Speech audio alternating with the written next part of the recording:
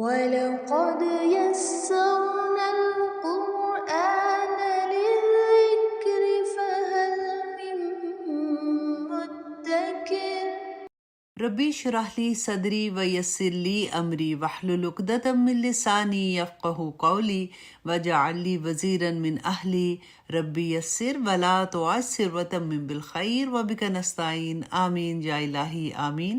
السلام علیکم ورحمۃ اللہ وبرکاتہ۔ الحمدللہ ہم نے ابھی تک 123 آیات کر لی ہیں پہلے اس پارے کی، اور میں اتنی ایکسائٹیڈ ہو جاتی ہوں جب میں سوچتی ہوں کہ الحمدللہ اتنی جلدی ہم آلموسٹ پورا سپارہ ختم کرنے والے ہیں۔ میں بھی آج کے پروگرام میں نہیں تو انشاءاللہ نیکسٹ پروگرام میں ہم پورا سپارہ ختم کر لیں گے۔ اور میں اللہ سے دعا کرتی ہوں کہ یا رب العالمین جیسے ہم نے یہ سورۃ الحمد سے سٹارٹ کیا ہمیں الناس تک بھی پہنچا دے، اور انشاءاللہ ایک دن ایسا آئے گا کہ ہم لوگ جیسے پہلے اس پارے کے لیے بات کر رہے ہیں اسی طرح سے ہم 30th پارے کے بارے میں بھی بات کر رہے ہوں گے۔ آج جو ہم ابھی تک ہم نے جو پڑھا تھا، ہم نے بنی اسرائیل کے بارے میں پڑھے تھے کہ اللہ سبحانہ تعالیٰ نے ہمیں ایک ایک بات جو بنی اسرائیل کے بارے میں بتائی کہ انہوں نے کیا کیا چیزیں کی تھی، جس کی وجہ سے اللہ سبحانہ تعالیٰ نے پہلے ان کو یہ کہا تھا کہ انی فضلتکم علی العالمین، تو پھر کیسے اللہ سبحانہ تعالیٰ نے اس کے بعد امت مسلمہ کو جو ہے وہ اعزاز بخشا تھا۔ تو ان کی جو خامیاں تھیں وہ اللہ تعالیٰ نے 10 جو رکوع تھے اس کے اندر بیان کی، اور ہم نے ایک ایک بات کو اچھے سے سمجھ لیا۔ اور اس میں بتانے کا مقصد کیا تھا؟ آپ کو پتہ ہے اللہ سبحانہ تعالیٰ یہ چاہتے تھے کہ ہم لوگوں میں وہ خرابیاں نہ آئیں، تاکہ ہم لوگوں کو یہ پتہ چل جائے کہ کیا چیزیں ٹھیک ہیں اور کیا چیزیں غلط ہیں، کیسے اللہ سبحانہ تعالیٰ ناراض ہو کے کس طرح سے انہوں نے اللہ تعالیٰ کی ناراضگیاں مول لی تھی۔ اور آخر میں جب ہم نے پڑھا تھا، جو ہم نے شروع میں جب ان کے بارے میں پڑھے تھے، تو آیت نمبر 48 سے 47 اور 48 دو آیات سے ان کے بارے میں شروع ہوا تھا کہ یہ کیا کر رہے ہیں اور ان کو کیا نہیں کرنا چاہیے۔ اور اب آج جب ان کی بریکٹ بند ہوئی ہے تو اب ایگزیکٹلی سیم آیات اللہ سبحانہ تعالیٰ بیان کرتے ہیں کہ یا بنی اسرائیل، اے بنی اسرائیل، اذکروا، یاد کرو، نعمت اللتی انعمت علیکم، وہ نعمتیں جو میں نے تم پہ کی، وَإِنِّي فَضَّلْتُكُمْ عَلَى الْعَالَمِينَ، اور میں نے تم کو سارے جہانوں پر فضیلت دی تھی۔ یہ ہم پڑھ رہے تھے نا، کافی دفعہ میں نے آپ کو اس کے بارے میں بتایا بھی تھا۔ اور پھر اگلی آیت میں اللہ تعالیٰ کہتے ہیں کہ وَاتَّقُوا، اور ڈرو، یومن، اس دن سے، لَا تَجْزِي نَفْسٌ عَن نَفْسٍ۔ دیکھیں نفس جو ہے نا، اللہ تعالیٰ نے یہاں پہ نکرہ استعمال کیا ہے کہ کوئی نفس، کوئی بھی جس کو کہتے ہیں نا، وہ کسی کے کام نہیں آئے گا۔ اور پھر اس کے بعد کہتے ہیں وَلَا يُقْبَلُ مِنْهَا، اور نہ قبول کیا جائے گا اس سے عدل، کوئی بدلہ، کہ وہ یہ کہہ دیں کہ اچھا اس کے بدلے میں اللہ سبحانہ تعالیٰ یہ کر دے، اس کے بدلے میں یہ کر دے، نہیں ہوگا۔ وَلَا تَنْفَعُهَا شَفَاعَتُهُ، اور نہ ہی ان کو نفع دے گی کوئی سفارش۔ دیکھیں ہم لوگ کتنے آرام سے کہہ دیتے ہیں نا کہ وہ سفارش کریں گے، وہ سفارش کریں گے، لیکن سفارش بھی مومن لوگوں کے کام آئے گی اس دن۔ یہ قرآن الحمدللہ ہمارے لیے سفارش کرے گا، ہمارے حق میں بھی کرے گا اور ہمارے اگینسٹ بھی ہوگی۔ اسی طرح نبی صلی اللہ علیہ وسلم ہماری سفارش کریں گے۔ ان قرآن میں ہی اللہ سبحانہ تعالیٰ نے بتایا کہ ہمارے دوست بھی ہماری سفارش کریں گے، جو ہمارے اچھے دوست ہیں جو جنتوں میں بیٹھے ہوں گے، وہ کہیں گے اللہ سبحانہ تعالیٰ مجھے میرا وہ دوست نظر نہیں آ رہا۔ اگر ہمارے درجے ڈیفرنٹ ہوں گے، ایک دوست اوپر والے درجے میں، ایک دوست نیچے والے میں، تو اللہ سبحانہ تعالیٰ اتنی محبت کرتے ہیں جنت والوں سے کہ اللہ سبحانہ تعالیٰ ان کی خاطر اس کے دوست کو اوپر والے درجے میں لے جائیں گے، ان کی سفارشیں کام آئیں گی۔ لیکن یہاں پہ جو اللہ تعالیٰ بتا رہے ہیں کہ کن کے کام نہیں آئیں گی، جو اللہ تعالیٰ کی نافرمانیاں کرتے ہیں۔ وَلَا تَنْفَعُهَا شَفَاعَةٌ وَلَا هُمْ يُنصَرُونَ، اور نہ ہی وہ مدد کیے جائیں گے۔ اتنی سخت آیات ہیں یہ کہ جو اللہ سبحانہ تعالیٰ نے واضح کر دی۔ اور اس کے ساتھ ساتھ آپ دیکھیے جو نبی صلی اللہ علیہ وسلم کو ملاتہم کا جو میں نے لاسٹ پروگرام میں کہا تھا کہ اللہ سبحانہ تعالیٰ کہتے ہیں کہ اس دنیا میں کوئی ولی بھی نہیں تمہارا ہوگا۔ کس کو کہہ رہے ہیں؟ نبی صلی اللہ علیہ وسلم کو کہہ رہے ہیں نا کہ اگر تم نے ان کی خواہشات کی پیروی کی، اگر تم نے ان کی ملت کی پیروی کی۔ نبی صلی اللہ علیہ وسلم تو ایسا کبھی کرنے والے نہیں تھے۔ ایکچولی وہ اللہ سبحانہ تعالیٰ ہمیں یہ پیغام دے رہے ہیں کہ دیکھو اگر میں نبی صلی اللہ علیہ وسلم کو یہ کہہ رہا ہوں تو تم لوگوں کو بھی اس بات کا خیال رکھنا چاہیے۔ اور اس کے بعد یہ چیپٹر کلوز ہوتا ہے۔ اب آج ہم انشاءاللہ حضرت ابراہیم کے بارے میں پڑھیں گے۔ ابراہیم علیہ السلام کون تھے؟ اسی طرح سے انشاءاللہ جہاں جہاں جس نبی کے بارے میں آئے گا ان کے بارے میں ہم آپ کو تفصیل بتاتے رہیں گے، اور جہاں جہاں کوشش کروں گی کہ جب تک آپ کا قرآن ختم ہوگا ہم انشاءاللہ سیرہ بھی کمپلیٹ کر لیں گے، ہم تمام نبیوں کے حالات زندگی کمپلیٹ کر لیں گے، ہمیں یہ سمجھ آ جائے گی کہ کس طرح سے ان لوگوں نے اللہ سبحانہ تعالیٰ کے ساتھ اتنے بڑے بڑے سودے کیے تھے کہ وہ ولی اللہ بن گئے تھے الحمدللہ، اور ہم بھی اسی لائن پہ چلنے والے ہیں۔ حضرت ابراہیم کے بارے میں تھوڑا سا آپ کو بتا دوں کہ حضرت ابراہیم کی عمر جو تھی وہ 185 ایئرس، جو ہمیں روایات سے ملتا ہے کہ 85 سال کے تھے، اور انہوں نے 175 سال کے تھے، اور ان کے بھتیجے جو تھے حضرت لوط علیہ السلام تھے، اور ان کی زندگی میں جو پوری ان کی زندگی تھی اس میں جو مسلمان ہوئے تھے وہ لوط علیہ السلام تھے۔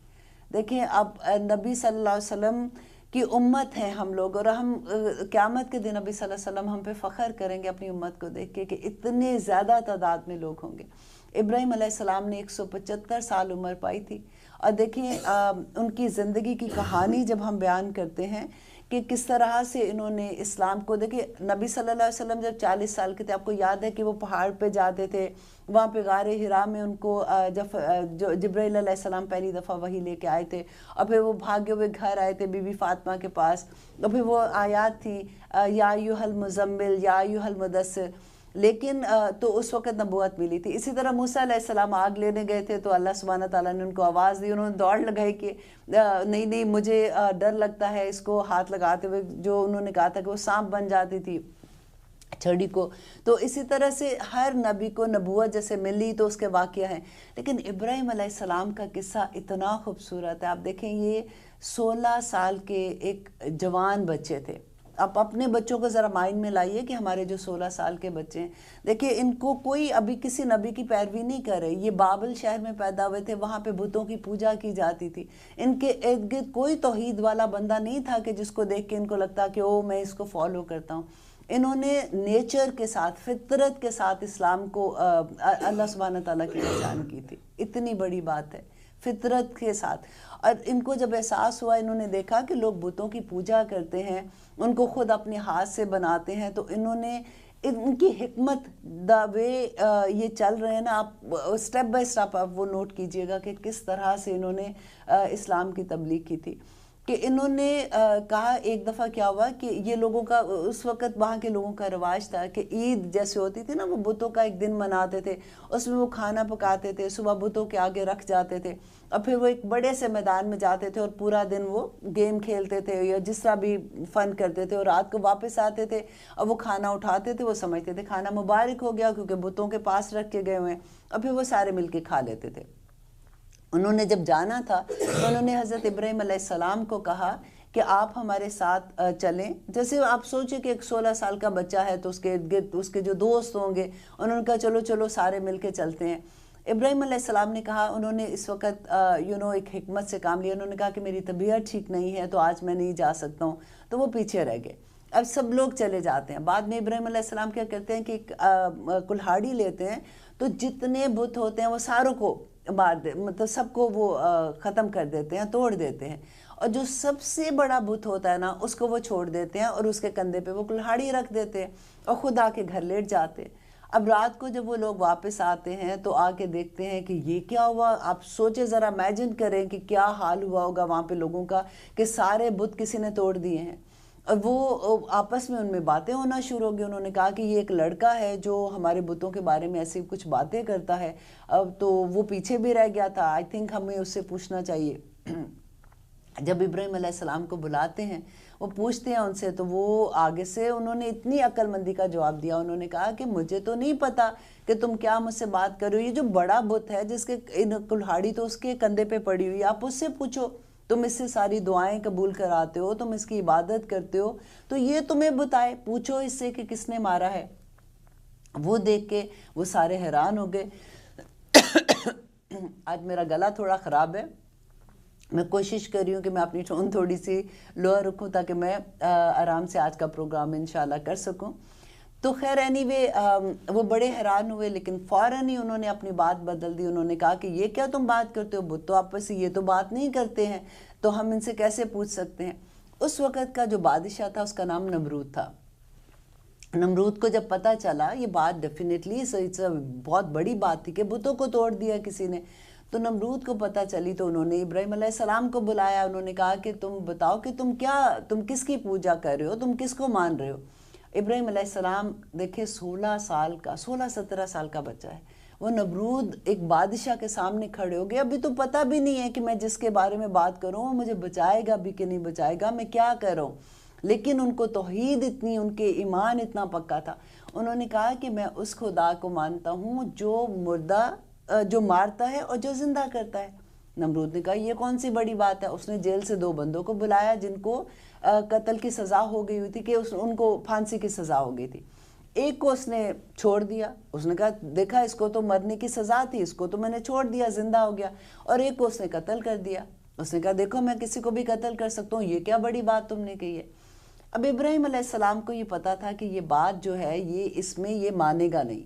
उनकी हिकमत देखें कि उन्होंने फ़ौरन बात बदली। अब हम जैसा बंदा होता है उसी को लेके कि नहीं तुम्हें नहीं समझ आ रही है, अल्लाह है और ये है, ऐसे हम बात करते हैं ना। उन्होंने कहा कि मेरा खुदा वो है जो सूरज को मशरिक से निकालता है, तुम मगरिब से निकाल के दिखा दो। और वो कुरान में ये लफ्ज़ आता है कि वो हैरान परेशान रह गया इस बात से, लेकिन क्योंकि इतनी उनके अंदर वो सारी शिर्क भरा हुआ था कि फ़ौरन उसने उस बात को बदला और उसने कहा कि नहीं ये तो गलत कह रहा है, ये तो इसको आग में फेंको, इसकी सज़ा ये है। अब सारे शहर में अनाउंस हो गया। अब आप देखिए जो शहर के लोग हैं ना, वो कहते छोटे छोटे इवन बच्चे भी वो यूँ समझ रहे थे कि हमारे बुतों की इसने तौहीन किया, तो हर कोई भाग रहा है और लकड़ियाँ लेके आ रहा है। अब वो एक मैदान में एक अंबार लग गया लकड़ियों का। अब इतनी बड़ी आग सुलगाई गई। अब देखें कि एक 17-18 साल का बच्चा, अब सामने 16-17 साल का बच्चा खड़ा हुआ है, उसको पता है कि इस आग में मुझे फेंकना है। और कहते हैं वो जैसे गुलेल नहीं होती, वो कहते हैं कि मारते हैं और वो सीधा पत्थर जाके लगता है। इस तरह से उन्होंने एक बड़ी सी चीज़ बनाई, क्योंकि अब उसके पास जाके फेंकना भी तो मुश्किल था, क्योंकि आग ऊपर आती है। वो बनाई और दूर से इब्राहीम अलैहिस्सलाम को आग में फेंका। और अल्लाह सुब्हानहू तआला ने आग को क्या हुक्म दिया था, कूनू बर्दन व सलामा, कि ठंडी हो जा। कहते हैं कि अगर अल्लाह सुब्हानहू तआला सिर्फ ठंडी कह देते तो आग इतनी ठंडी हो जाती कि शायद वो इब्राहीम अलैहिस्सलाम को तकलीफ़ देती, लेकिन अल्लाह सुब्हानहू तआला ने उसके साथ सलामा के लफ्ज़ इस्तेमाल किया कि सलामती वाली हो जा। इब्राहीम अलैहिस्सलाम कहते थे कि इतना मुझे मज़ा आज तक किसी जगह पे नहीं आया। वो जो लज्जत उस जगह पे आग के अंदर रहने की थी उस लम्हे में, मैंने वो कभी आज तक महसूस नहीं की है। उन लोगों के सामने ये इतना बड़ा मौजज़ा था कि इब्राहीम अलैहिस्सलाम बाहर निकल आए सही सलामत, आग ने उनको छुआ भी नहीं, लेकिन फिर भी वो ईमान नहीं लेके आए। अब यहाँ पे एक छोटा सा बच्चा अपने बाप के साथ अब लड़ रहा है। बाप को कह रहा है कि तुम मुसलमान, मतलब तुम तौहीद पे आ जाओ, तुम अल्लाह को पहचानो, शिर्क नहीं करो, इन बुतों को नहीं पूजो। अब बाप उनको क्या आगे से कह रहा है कि मैं तुम्हें संसार कर दूंगा, तुम निकल जाओ यहाँ से। इब्राहीम अलैहिस्सलाम निकल जाते हैं, वो हिजरत कर जाते हैं। देखिए ये हिजरत अल्लाह कुछ नहीं पता आगे क्या होगा। और वो हिजरत किधर करते हैं, वो बाबिल शहर से शाम की तरफ हिजरत कर जाते हैं। शाम में उनके चचा रहते थे। अब वहाँ पे जाके थोड़ी देर रहते हैं। वहाँ पे उनकी कज़न जो थी, चचा की बेटी जो थी, सारा अलैहिस्सलाम थी। वहाँ पे सारा अलैहिस्सलाम से उनकी शादी हो जाती है।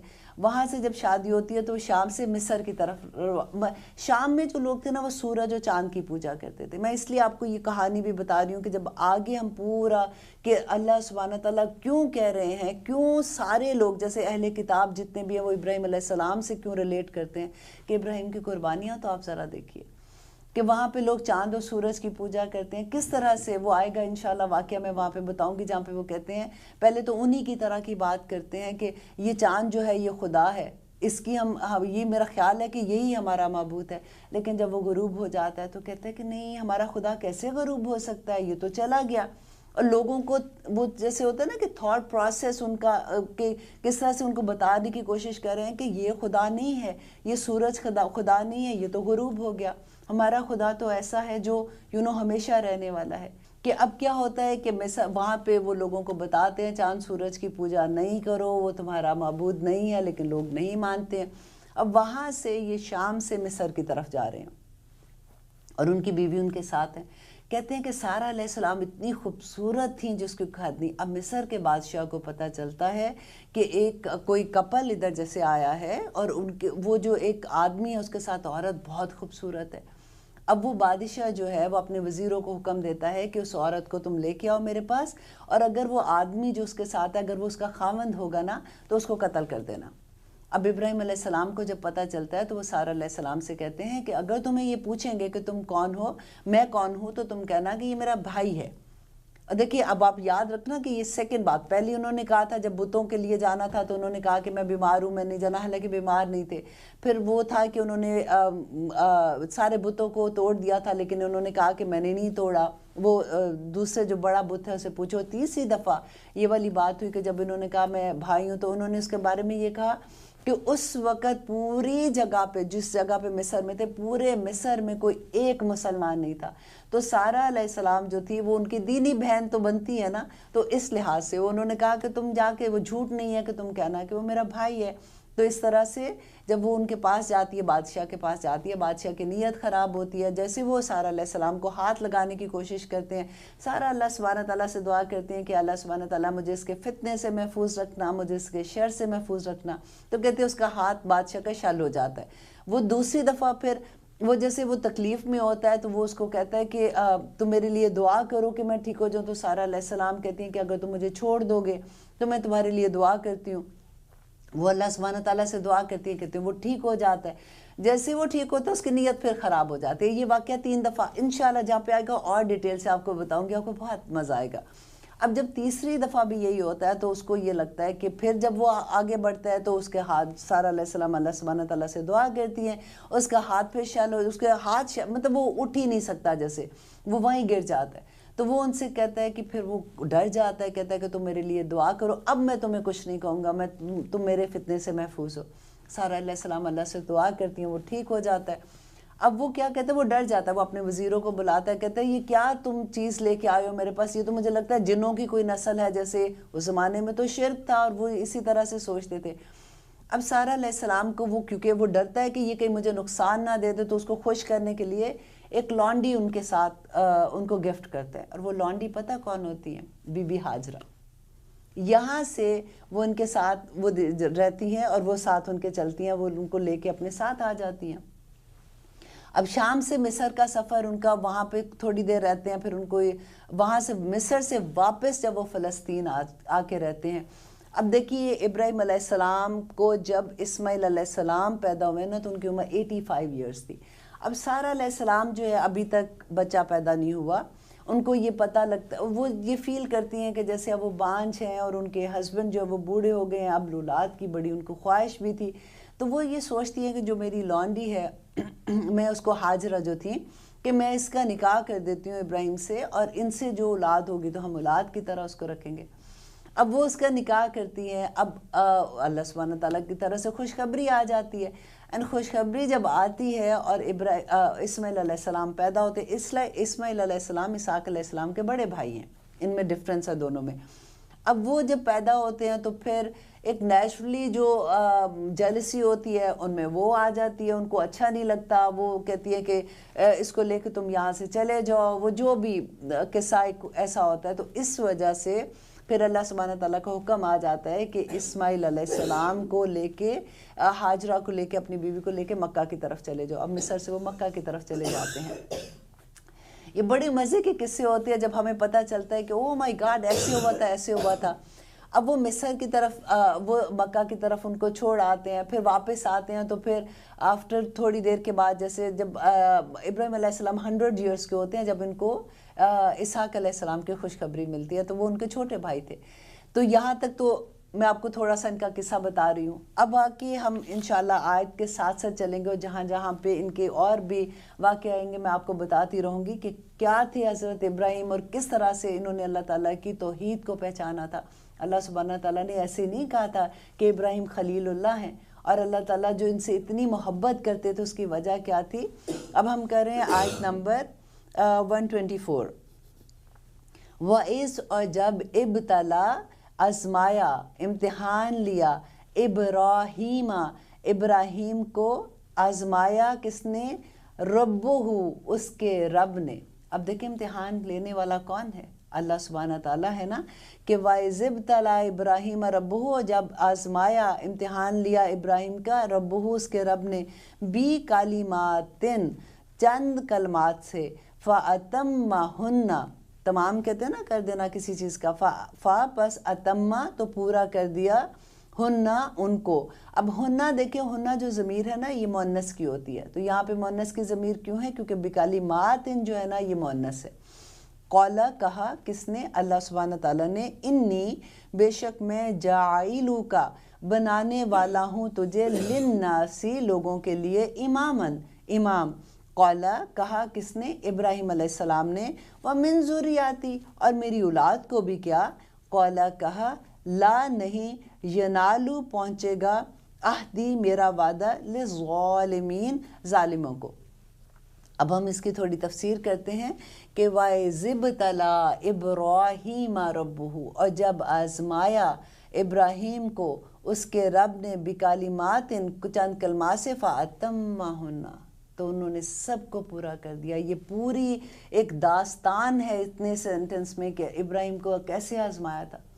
دیکھیے ہم پہ جب آزمائش آتی ہے تو ہمارا کیا حال ہوتا ہے، ذرا ابراہیم کی آزمائش تو دیکھیے کہ پہلے کیا ہوا تھا، کہ پہلے جب وہ توحید کی بات کر رہے تھے نا، ایسی تو کوئی ادھر ادھر کی بات نہیں، ہم تو جب اللہ سبحانہ تعالیٰ کے راستے میں چلتے ہیں تو ہمیں لگتا ہے کہ اس کے بعد تو بس ہمیں کوئی پریشانی آنے والی نہیں ہے، اب کوئی مصیبت آنے والی نہیں ہے۔ یہاں پہ اللہ سبحانہ تعالیٰ کیا کہہ رہے ہیں کہ ابتلا کس نے کیا تھا، آزمایا کس نے تھا؟ اس کے رب نے آزمایا تھا۔ ان کو آگ میں پھینک دیا گیا، وہ جو راستے میں مشکلیں آئیں انہوں نے جیسے سمینا و اطانا، کہ انہوں نے سن لیا، انہوں نے بس اللہ سبحانہ تعالیٰ کے لیے اطاعت کے دروازے کھول دیے، الحمدللہ۔ اس کے بعد دیکھیں وہ وہاں سے اپنے باپ کو جب تبلیغ کرتے ہیں، باپ ان کو کہتا ہے میں سنسار کر دوں گا، نکل جاؤ یہاں سے، نکل جاتے ہیں۔ پھر وہاں پہ بادشاہ کے پاس پھنس جاتے ہیں جا کے، پھر بڑھاپے میں اللہ سبحانہ تعالیٰ اولاد دیتا ہے، اور پھر ایک خواب میں اللہ تعالیٰ وحی کرتے ہیں کہ اس کو ذبح کر دو، اور کس طرح سے وہ تیار ہو جاتے ہیں۔ اور پھر اگر ابراہیم علیہ السلام کی بات تو ایک سائڈ پہ کریں، اسماعیل علیہ السلام کو دیکھیے، وہ باپ کی بات سنتے ہیں اور وہ تیار ہو جاتے ہیں کہ تو جو بھی آپ کو اللہ سبحانہ تعالیٰ کی طرف سے وہی ہے، آپ مجھے اس پہ مضبوط پائیں گے، قائم پائیں گے۔ فَأَتَمَّهُنَّ انہوں نے پورا کر دیا۔ اب دیکھیے کئی دفعہ تو ایسا ہوتا ہے کہ جب امتحان آتا ہے نا، اللہ سبحانہ تعالیٰ کہتے ہیں کہ مومن کی تو شان ہی بڑی ہے، جب بھی اس پہ مصیبت آتی ہے تو وہ صبر کرتا ہے، اور وہ اللہ سبحانہ تعالیٰ کیا کہتے ہیں؟ اللہ مع الصابرین، اللہ سبحانہ تعالیٰ صبر کرنے والوں کے ساتھ ہیں۔ اور جب اس پہ خوشی آتی ہے، اللہ اپنی نعمتیں نوازتے ہیں، تو پھر وہ کیا کرتا ہے؟ وہ شکر کرتا ہے اور اللہ تعالیٰ کا قرب پا لیتا ہے، الحمدللہ۔ دیکھیے جب آزمائشیں آتی ہیں، جتنے انسان کے درجے بلند ہوتے ہیں اتنی ہی آزمائشیں آتی ہیں۔ ابھی کنڈر گارڈن، آپ دیکھیں ہمارے بچے اسکول میں جاتے ہیں تو کیا ہوتا ہے، جب وہ کنڈر گارڈن میں ہوتے ہیں پھر ان کا ایک چھوٹا سا امتحان ہوتا ہے، تو پھر وہ اگلی کلاس میں جاتے ہیں۔ اب یہ تو نہیں ہے کہ پہلی کلاس کے بچے سے 10ویں کلاس کا امتحان ہو جائے، امتحان اس انسان کے لیول کے مطابق ہوتے ہیں، جس لیول پہ بھی ہوتا ہے۔ کئی دفعہ تو آپ یہ دیکھیں کہ ہماری دعاؤں کی وجہ سے امتحان میں آتے ہیں، ہم دعا کرتے ہیں یا رب العالمین تو ہمارا ولی بن جا، انت ولی فی الدنیا والآخرہ، اللہ سبحانہ تعالیٰ آپ ہمارے دنیا میں بھی ولی بن جائے، ہمارے آخرت میں بھی ولی بن جائے۔ اب یہ کوئی چھوٹی بات تو نہیں ہے نا، اب ولی بننا ہے اگر اللہ نے ہمارا، تو اس کے لیے امتحان آئے گا، اور جب امتحان آتا ہے تو ہم ڈر جاتے ہیں، ہم کہتے ہیں اب یہ کیا ہو گیا، ہم تو اس کے لیے تیار ہی نہیں تھے، اتنا بڑا امتحان ہمارے سر پہ آ گیا۔ امتحان جب آتے ہیں تو ہمارے درجے بلند ہوتے ہیں، امتحان انسان کو ایک دوسرے لیول پہ لے کے جاتا ہے۔ کبھی آپ نے یہ دیکھا کہ ہم اسکول میں جاتے ہیں، امتحان دیے بغیر ہمیں اگلی کلاس میں بھیجتے ہیں؟ نہیں بھیجتے نا۔ تو اللہ سبحانہ تعالیٰ کا بھی یہی طریقہ ہے، امتحان آتے ہیں، یہ دنیا امتحان کی جگہ ہے۔ یہاں پہ اللہ سبحانہ تعالیٰ نے ہمیں کیا، سورۃ ملک جو ہم روز پڑھتے ہیں کیا ہے؟ تبارک الذی بیدہ الملک وہو علی کل شیء قدیر الذی خلق الموت والحیاۃ لیبلوکم ایکم احسن عملا، لیبلوکم، کہ اللہ سبحانہ تعالیٰ کہتے ہیں کہ اس نے زندگی اور موت کو اس لیے بنایا اس دنیا میں تاکہ وہ آزمائے کہ تم میں سے احسن عمل کون کرتا ہے۔ تو آزمائشوں سے گھبرانا نہیں ہے. دیکھیں تکلیف ہوتی ہے، لیکن جب ہمیں اللہ سبحانہ تعالیٰ کی سمجھ آ جاتی ہے نا کہ ہم کیوں آزمائش میں ہیں، تو پھر ہمیں سکون آ جاتا ہے کہ اللہ سبحانہ تعالیٰ ہمیں اگلے درجے پہ لے کے جانا چاہتے ہیں. آزمائش اور مصیبت میں فرق کیسے کریں؟ حضرت علی سے کسی نے پوچھا کہ مجھے کیسے پتہ چلے کہ یہ اللہ کی آزمائش ہے، اس کا امتحان ہے، یا پھر میرے پہ مصیبت آ گئی. دیکھیں مصیبتیں انسان پہ کب آتی ہیں؟ اللہ سبحانہ تعالیٰ نے قرآن میں کہا نا کہ اے انسان تجھ پہ جو مصیبت آتی ہے تیرے اپنے عمل کا نتیجہ ہے. مجھے کیا مصیبت پڑی میں تجھے تکلیف میں ڈالوں؟ لیکن آزمائش تو اللہ سبحانہ تعالیٰ کی طرف سے ہے نا. تو حضرت علی نے جواب دیا تھا کہ جب انسان پہ کوئی مصیبت آتی ہے اور وہ اللہ سبحانہ تعالیٰ کی طرف رجوع کر لیتا ہے، وہ اس کی آزمائش ہے، اور جب وہ اللہ سے دور ہٹ جاتا ہے تو وہ اس کی مصیبت ہے. آپ دیکھیے غم میں اللہ سبحانہ تعالیٰ کی طرف رجوع کرنا بہت آسان ہوتا ہے، کیونکہ جب ہم پہ غم آتا ہے تو ہم سجدے کرنا شروع ہو جاتے ہیں، ہم رونا شروع ہوتے ہیں، ہم نمازیں ہماری ٹھیک ہو جاتی ہیں. لیکن خوشیوں کا صبر بڑا مشکل ہوتا ہے. آزمائش تو دونوں ہے نا، وہ بھی آزمائش ہے، یہ بھی آزمائش ہے. اللہ سبحانہ تعالیٰ کہتے ہیں کہ تم خوشی میں مجھے یاد رکھو، میں غم میں تمہیں یاد رکھوں گا. ہم خوشیوں میں اللہ سبحانہ تعالیٰ کو بھول جاتے، ہمیں لگتا ہی نہیں ہے کہ وہ نعمتیں جو اللہ تعالیٰ نے دی ہیں یہ نعمتیں ہیں شکر ادا کرنے کے لیے. ہم سمجھتے ہیں ہم اون کرتے ہیں ان کو، ہم ڈیزرو کرتے ہیں، اس لیے ہمیں ملی ہے. اور ان خوشیوں میں جیسے ہم مال لٹاتے ہیں، جیسے یہ مال میرا ہے، میرا حق ہے، میں نے محنت سے کمایا، میں جہاں مرضی لٹاؤں، میری مرضی. اور اللہ سبحانہ تعالیٰ کیا کہتے ہیں کہ یہ مال میری عنایت ہے، اس کا کرم ہے. دیکھیں ہمیں جب اللہ سبحانہ تعالیٰ کی پہچان ہو جاتی ہے، اللہ نے شروع میں ہی ہمیں بتا دیا کہ کیوں پیدا کیا تم کو، اعبدوا ربکم، اپنے رب کی عبادت کرو. سارا وقت کچھ بھی کام کرتے ہو تمہاری زبان چپ نہیں ہونی چاہیے، اللہ کے ذکر کے ساتھ رہو. تو یہاں پہ جب آزمائش آتی ہے تو ہمیں کیا کرنا ہے؟ ہمیں صبر کرنا ہے، کیونکہ جب صبر کریں گے تو اللہ سبحانہ تعالیٰ کہتے ہیں کہ اللہ مع الصابرین. آپ دیکھیے کسی کو صبر کی حالت میں دیکھیں نا تو اس کو کہا کریں کہ میرے لیے دعا کرو. یہ زندہ کو ہم کہہ سکتے ہیں کہ ہمارے لیے دعا کریں، کیونکہ اس وقت تو اللہ سبحانہ تعالیٰ ایسے نہیں، فرشتے تو ہوتے ہی ہیں، اس بندے کے ساتھ اللہ سبحانہ تعالیٰ 24 گھنٹے اللہ بیٹھ جاتے ہیں اس پورے اس عرصے میں جب تک وہ صبر کی حالت میں ہوتا ہے. اللہ اکبر، کتنی بڑی بات ہے. اور آگے اللہ سبحانہ تعالیٰ کیا کہہ رہے ہیں؟ قالا، کہا، فرمایا، انی، بے شک میں، جاعلو کا، بنانے والا ہوں تجھے، للناس، لوگوں کے لیے، امامن، امام بنانے والا. امام کون ہوتا ہے؟ مسجد میں جب ہم نماز پڑھتے ہیں آگے امام ہوتا ہے تو کیا ہوتا ہے؟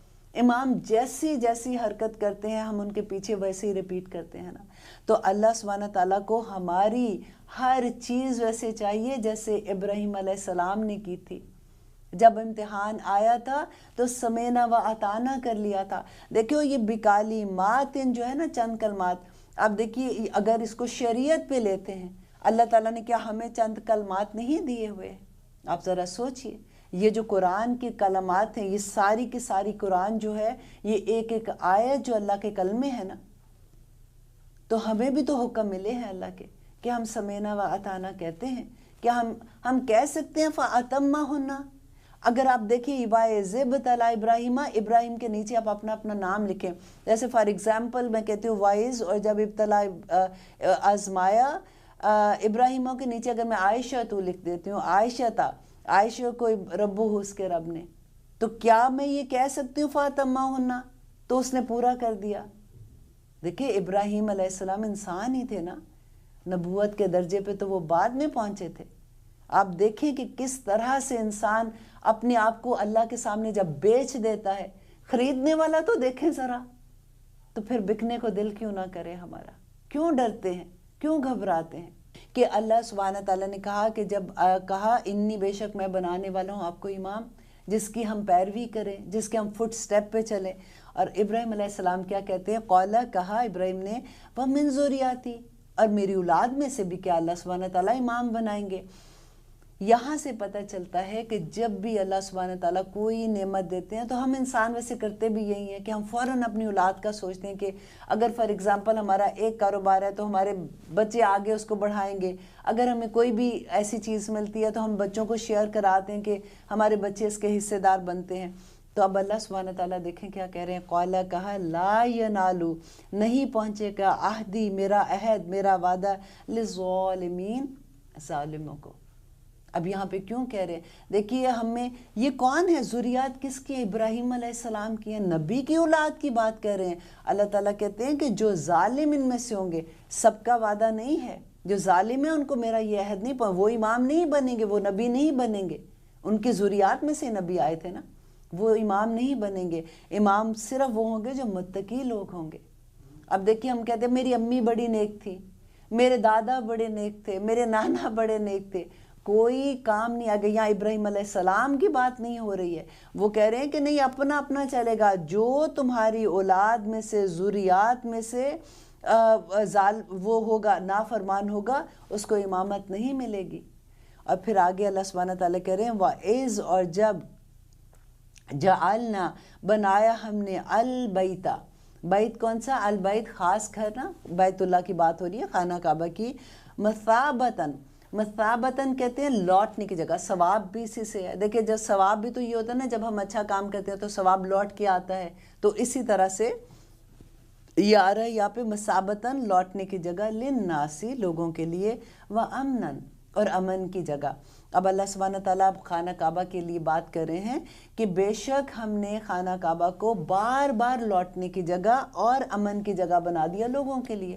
اب دیکھیے ہم کہیں بھی جاتے ہیں، ایک دفعہ چلے جائیں، 2 دفعہ چلے جائیں، 3 دفعہ چلے جائیں، پھر ہمارا دل اکتا جاتا ہے کہ نہیں اب ہم کہیں اور سیر کرنے جائیں گے۔ اب ہم نے دیکھ لیا کتنی بھی خوبصورت جگہ ہو، لیکن جب آپ لوگوں کو اندازہ ہوگا، جو لوگ بھی حج اور عمرے کے لیے جاتے ہیں، ہر دفعہ ہر سال دل چاہتا ہے کہ ہائے اللہ میاں پھر سے بلا لے، ہائے اللہ، اور وہاں جاتے ہو تو دل ہی نہیں بھرتا، وہ ایسا ہوتا ہے کہ یہاں سے اب ہم نے نہیں جانا، ہائے اللہ میاں اتنی خوبصورت جگہ، یہاں تو ایسا دل اس میں اٹک جاتا ہے بندے کا۔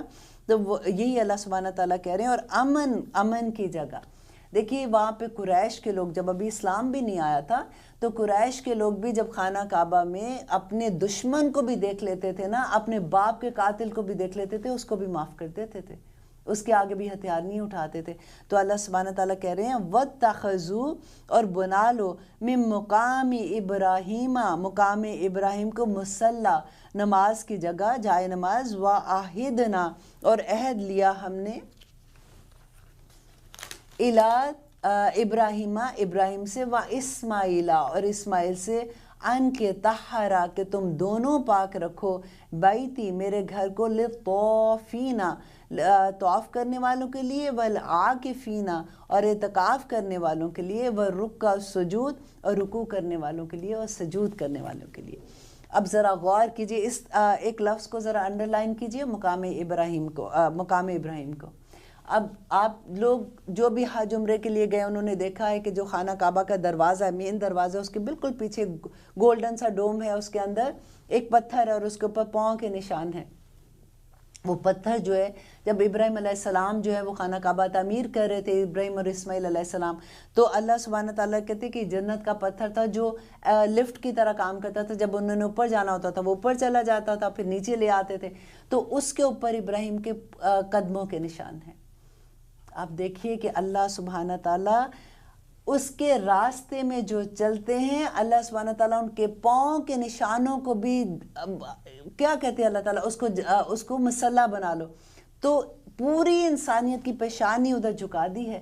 کس کے قدموں کے نیچے؟ کس کے قدموں پہ؟ ابراہیم علیہ السلام کے قدموں پہ۔ الحمدللہ ثم الحمدللہ۔ اللہ سبحانہ تعالیٰ کسی کی کوئی چیز اپنے پاس نہیں رکھتے، کوئی نیکی آپ کرتے ہو نا آپ کو واپس لوٹا دیتے، اور وہ کتنی بڑی کر کے لوٹا دیتے ہیں کہ ابراہیم کے قدموں کے نشان پہ اللہ سبحانہ تعالیٰ نے کہا کہ اپنے سجدے وہاں پہ کرو۔ آپ کا طواف پورا ساتھ کرتے ہو، آپ کا وہ کمپلیٹ نہیں ہے جب تک آپ 2 نفل اس کے پیچھے نہیں پڑھتے ہو۔ اللہ اکبر۔ یہ اللہ اپنے بندوں کے ساتھ ایک دفعہ وہی بات ہے کہ بکھ جاؤ، پھر دیکھو کہ اللہ سبحانہ تعالیٰ تمہاری کتنی عزت کرواتے ہیں اور کتنی عزت کرتے ہیں۔ اور پھر آگے کہتے ہیں وَعَهِدْنَا اور عہد لیا ہم نے इला इब्राहीम व इस्माइल, इब्राहीम अलैहिस्सलाम और इस्माइल अलैहिस्सलाम ये दो पैगंबर हैं उधर, उनसे क्या अहद लिया, अंतहरा बैती कि मेरे घर को पाक साफ करो। किन के लिए? ले तौइफीना, तवाफ करने वालों के लिए और इतकाफ करने वालों के लिए, रुकू और सुजूद करने वालों के लिए। आज आप देखिए हमारे लिए अल्लाह के घर कौन से हैं? आज जुम्मा है ना, तो कितने हमारे लोग, जो आदमियों के लिए तो फ़र्ज़ है मस्जिद में, औरतें भी जो फारिग होती हैं वो भी जाती हैं नमाज़ पढ़ने के लिए। वो मस्जिदें जो अल्लाह के घर हैं उनको पाक और साफ़ रखना कितना ज़रूरी है। एक दफ़ा नबी सल्लल्लाहु अलैहि वसल्लम मदीना की मस्जिद में थे, मस्जिद नबी में थे, तो बद्दू किसी ने थूक फेंक दिया, जैसे वहाँ पे निशान पड़ा हुआ था, तो नबी सल्लल्लाहु अलैहि वसल्लम ने अपने हाथ से कोई चीज़ उठाई होगी, अपने हाथ से खुरच दिया उसको। उन्होंने ये नहीं कहा बिलाल को बुलाओ, उसको कहो कि ये साफ़ करे, फ़लाँ को बुलाओ, उसको कोई ये साफ़ करे, अपने हाथ से साफ़ किया। आज आप देखिए जब हम मस्जिदों में जाते हैं वहाँ पे बाथरूम कितने कई दफ़ा ऐसा हालत में होते हैं कि वो हमें लगता है कि वहाँ पे गंद है, तो हम अपने घरों के क्या बाथरूम साफ़ नहीं करते हैं? कि हम टिश्यू पेपर लेके उसको ड्राई नहीं कर सकते हैं? हम कोई चीज़ गिरी पड़ी होती है हम उसको उठा नहीं सकते हैं?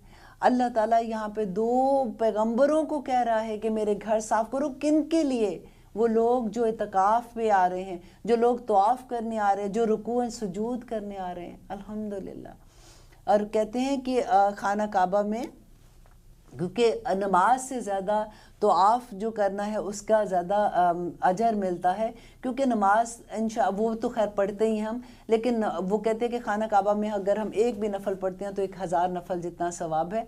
लेकिन नफल तो हम कहीं भी पढ़ सकते हैं, लेकिन तवाफ़ जो है वो सिर्फ खाना काबा का होता है। इसलिए जब हम वहाँ पे जाएं तो ज़्यादा से ज़्यादा तवाफ़ करें, अल्लाह सुब्हानहू तआला से दुआएं करें। वो तो वक्त ही ऐसा होता है, जो जाते हैं लोग उनको पता है कि वो क्या हाल है। वइज़, और जब क़ाला कहा इब्राहीम, और इब्राहिम ने, रब्बी ए मेरे परवरदिगार, इजअल बना दे, हाजा इस बालदन शहर को, आमिनन अमन वाला, वरज़ुक और रिस्क दे, अहलहू इसके रहने वालों को, मिन थमरात फलों से। ये दुआ कब की थी आपको पता है? इब्राहिम अलैहिस्सलाम जब अपने बेटे और बीबी हाजरा को छोड़ के आ रहे थे ना, ये उस वक़्त दुआ की थी। आप देखें कि वो तो बंजर ज़मीन थी, वहाँ पे कोई फसल भी नहीं उगती थी, और आज देखिए वहाँ पे क्या हाल है। पूरी दुनिया के फल उधर है, पूरी दुनिया के मेवे उधर है, आपको कोई चीज़ की कमी वहाँ पे लगती है? वहाँ पे सारी दुनिया ही सिमट के आगे हुई है। तो ये अब जो इब्राहिम अलैहिस्सलाम ने दुआ मांगी थी वो अल्लाह सुब्हानहू तआला ने यहाँ पे कबूल की। मन आमना, जो कोई ईमान लाए, मिनहुम उनमें से, बिल्लाही अल्लाह पर, वल यौमिल आखिरी और आखिरत पर।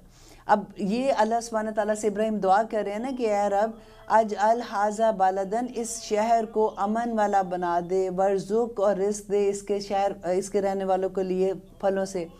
मन आमना मिनहुम बिल्लाहि वल यौमिल आखिरी, और जो कोई ईमान लाए इनमें से अल्लाह पर और यौम आखिरत पर, उनको ये रिस्क देना और उनको समरात देना। अब देखिए वो, अब बड़ी मज़े की बात मुझे ये लगती है कि पहले जब उन्होंने ये दुआ की थी कि अल्लाह ताला इमाम आप मुझे बना रहे तो मेरी ज़ुरियात को भी बनाएंगे, अल्लाह सुब्हानहू तआला ने कहा नहीं नहीं नहीं नहीं, वो ज़ुरियात का मामला नहीं है, वो जो नेक होंगे उन्हीं को इमामत मिलेगी। अब यहाँ पे वो डर के पहले से कह रहे हैं कि अल्लाह सुब्हानहू तआला मन आमना मिनहुम, जो कोई इनमें से ईमान ले आए ना उनको, वल यौमिल आखिर, और आखिरत पे ईमान लेना, उसके लिए रिस्क है और उसके लिए समरात दे देना। अल्लाह सुब्हानहू तआला क्या कह रहे हैं? क़ाला, कहा अल्लाह सुब्हानहू तआला ने, व मन काफरा, जिसने कुफर किया, फ़उम्मतिऊहु, तो मैं फ़ायदा दूंगा उसको, कलीलन थोड़ा, सुम्मा फिर आस्तुर्रुहु, और मैं मजबूर कर दूंगा उसको, इला अज़ाब नार, अज़ाब आखिरत के, आग के अज़ाब की तरफ, व बिसल मसीर, बहुत ही बुरा ठिकाना है। अब अल्लाह ताला यहाँ पे क्या कह रहे हैं? वो दुआ जब करते हैं कि अल्लाह ताला जो ईमान वाले होंगे उनको देना, तो अल्लाह सुब्हानहू तआला कह रहे हैं कि नहीं, जो काफिर होंगे अल्लाह सुब्हानहू तआला उसको भी दुनिया देंगे, फ़उम्मतिऊहु, तो उसको भी फ़ायदा देंगे, कलीलन थोड़ा सा। ये कलील वो ना सोचें कि उनको कारोबार थोड़ा मिलेगा, ये उनको, अल्लाह सुब्हानहू तआला कहते हैं कि उनके नज़दीक इस दुनिया की हैसियत मच्छर के पर के बराबर भी नहीं है। अगर मच्छर के पर के बराबर भी अल्लाह सुब्हानहू तआला के पास इस दुनिया की कोई वक़्त होती ना, तो वो काफिर कोई घूंट पानी ना मिलता। ایک صورت آئی تھنک زہرف میں ہے کہ اللہ سبحانہ تعالیٰ کہتے ہیں کہ اگر مجھے یہ ڈر نہ ہوتا کہ مومن جو ہے وہ امپریس ہو جائیں گے ان سے کافروں سے، تو میں ان کی چھتیں سونے کی کافروں کی بنا دیتا اور ان کی جو سیڑھیاں ہیں وہ میں چاندی کی بنا دیتا۔ اللہ سبحانہ تعالیٰ کے پاس کوئی وقت نہیں ہے کہ وہ کتنی، یہ جو دنیا کی اگر نعمتیں ہیں بھی تو آپ سوچیں یہ کتنی دیر کی ہیں، آخر تو ختم ہو جانی ہے، آخر تو اس کا وجود ختم ہو جانا ہے نا۔ آخرت جو ہمیشہ رہنے والی، جنت جو ہمیشہ رہنے والی، اللہ اکبر۔ ہمارا فوکس اس سائٹ پہ ہونا چاہیے کہ یا رب العالمین جنت۔ دیکھیں دنیا مانگنا، دنیا تو اللہ نے ہمارے لیے ہی بنائی ہے۔ اللہ تعالیٰ نے جب آدم علیہ السلام کو دنیا کے سارا علم دیا تھا نا، اور پھر جب انہوں نے وہ پھل کھا لیا تھا، کیونکہ اب اس تک ان کے پاس صرف دنیا کا علم تھا اور ان سے غلطی ہو گئی، لیکن جب غلطی ہوگی تو فوراً اللہ سبحانہ تعالیٰ سے پھر وہی کا علم آتا ہے جس میں اللہ تعالیٰ نے کہا ربنا ظلمنا انفسنا وان لم تغفر لنا، یاد ہے نا آپ کو؟ جب وہی کا علم آتا ہے تو پھر اللہ سبحانہ تعالیٰ ان کو شیطان سے محفوظ رکھتے ہیں۔ ہم دنیا کا علم لیں گے، وہ اللہ سبحانہ تعالیٰ نے کہا ہے وہ تو لینا ہی ہے، لیکن اگر اس کے ساتھ ہم اللہ سبحانہ تعالیٰ نے جو ہمیں کہا ہے، جو ہم اپنا اصل دین کا علم نہیں لیں گے نا، تو وہ علم بھی ہمارے فائدے کا کچھ نہیں ہونا۔ یہ میں آپ کو ڈیٹیل بتاؤں گی، شروع میں نے سنا تھا، مجھے بھی سمجھ نہیں آتی تھی کہ یہ کیا بات ہوئی۔ انشاءاللہ جہاں پہ یہ آیت آئے گی میں آپ کو بڑی ڈیٹیل میں اس کا بتاؤں گی، دین آپ کو سمجھ آ جائے گی کہ یہ میں کیا بات بار بار آپ کو کہتی ہوں کہ ہر چیز، ہر دنیا کے ساتھ آپ کو دین کو اٹیچ، یہ میجک سٹون ہے۔ جب تک میجک سٹون اس کے ساتھ نہیں لگے گا وہ ہدایت ہمیں ملے گی نہیں اس چیز سے۔ اللہ سبحانہ تعالیٰ نے تو بلیک اینڈ وائٹ قرآن دے دیا، اس میں کوئی چیز چھپی نہیں ہے۔ ہم ماننے والے بس بن جائیں، ہم اطاعت کرنے والے بس بن جائیں، پھر تو دیکھیے نا، پھر تو وہ کہتے ہیں نا کہ پھر تو موجیں ہی موجیں ہیں انشاءاللہ، پھر تو جنتیں ہمارا انتظار کر رہی ہیں، ہر دروازہ مومن کا انتظار کر رہا ہے۔ قیامت کے دن ہم نور کے ممبروں پہ بیٹھے ہوں گے انشاءاللہ۔